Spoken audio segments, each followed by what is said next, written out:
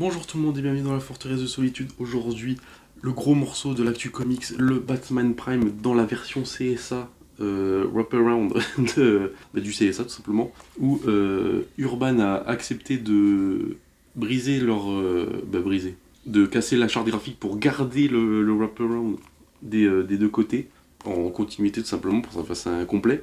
C'est forcément la nouvelle série de Matt Fraction et Jorge Jiménez de DC All-In qui est sorti alors que Batman Hush n'était toujours pas terminé.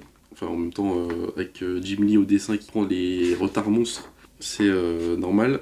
On a Tomu Moret à la couleur et Jérôme Wiki à la traduction.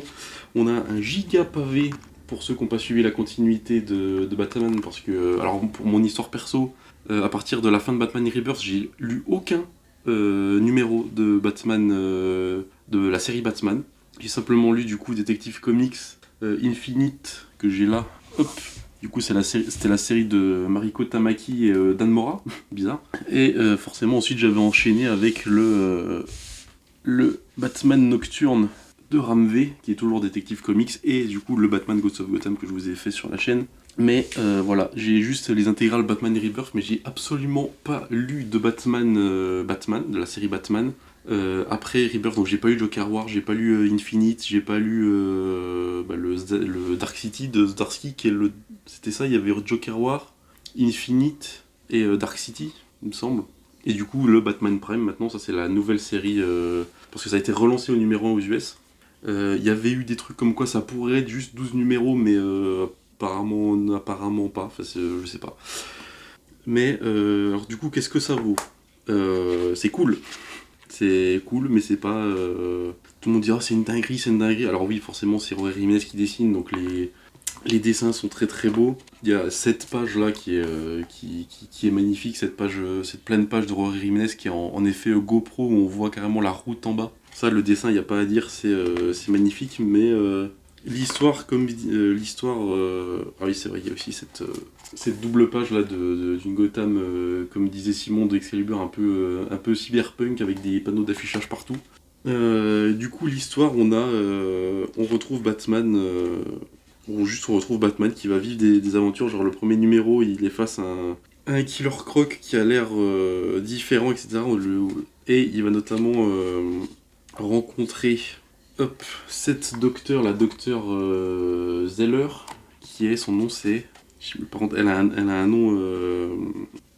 Zerika, non. Elle a un nom assez chiant à prononcer, mais du coup c'est la docteure Zeller. Et il y a des doubles pages comme ça où aux US il y avait Matt Fraction, Rory Jiménez, tous les crédits quoi, mais du coup nous ça fait juste des doubles pages magnifiques comme ça avec le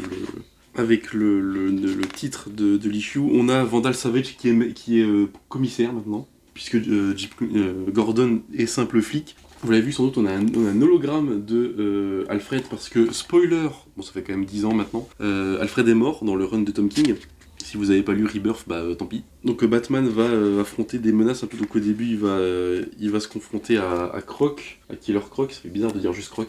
Dans le deuxième numéro, c'est Tim Drake, qui du coup est Robin, mais du coup on se concentre beaucoup plus sur Tim Drake et pas Damian Wayne, qui va être qui va se faire choper par la police, parce que forcément la police est corrompue vu que c'est Vandal Savage qui a des liens avec un nouveau criminel en ville.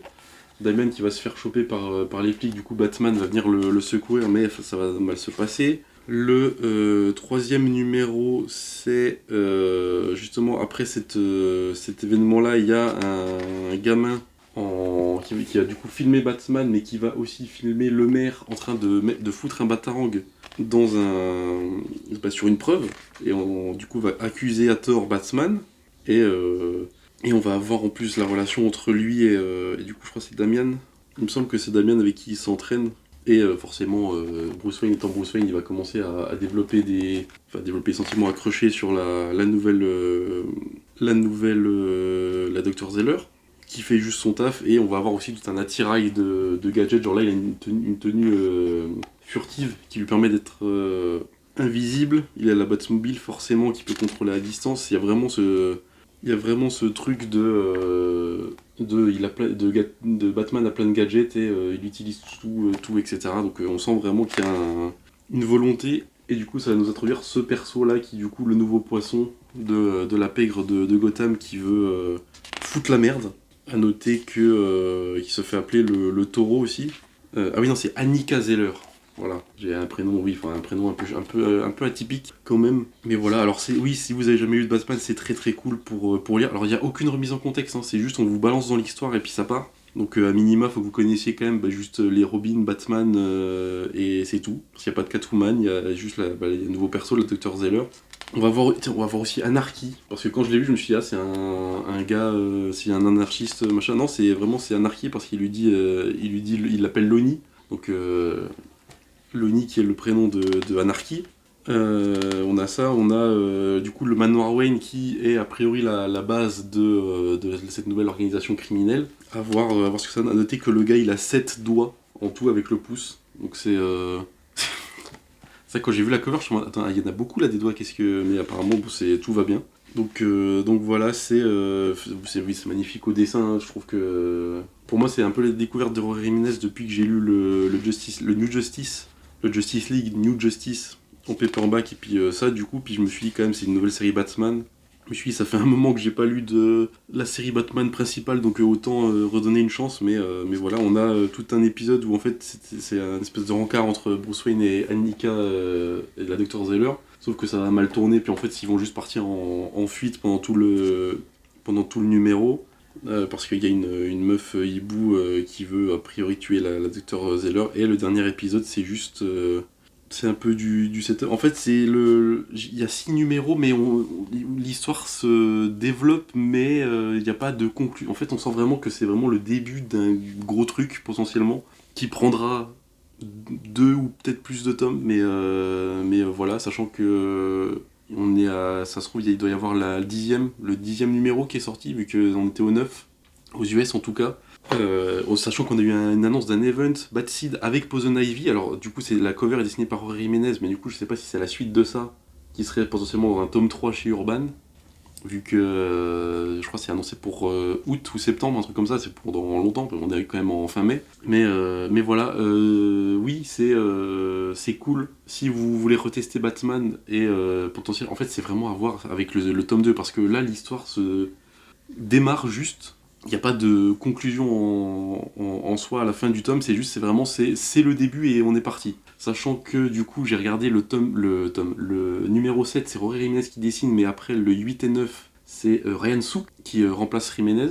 Je sais pas si ça sera jusqu'au numéro 12, si après ça sera Jiménez ou si ce sera que Ryan Sook, enfin bref, vu que maintenant c'est que ça, c'est un dessinateur fait 6 numéros, puis après hop, on change. Bon, en même temps Jiménez est un peu lent, il me semble. Donc voilà, n'est pas Dan Mora qui veut, hein, qui fait Watt milliard de séries en même temps. Mais voilà, donc oui, c'est quand même cool si vous voulez l'acheter. Alors la version CSA, il me semble que c'est épuisé partout, hein. Si vous en trouvez, je pense que ce sera en occasion à des prix pas possibles. Mais il me semble que c'est épuisé partout, donc bonne chance si vous en voulez. C'est quand même un bon début.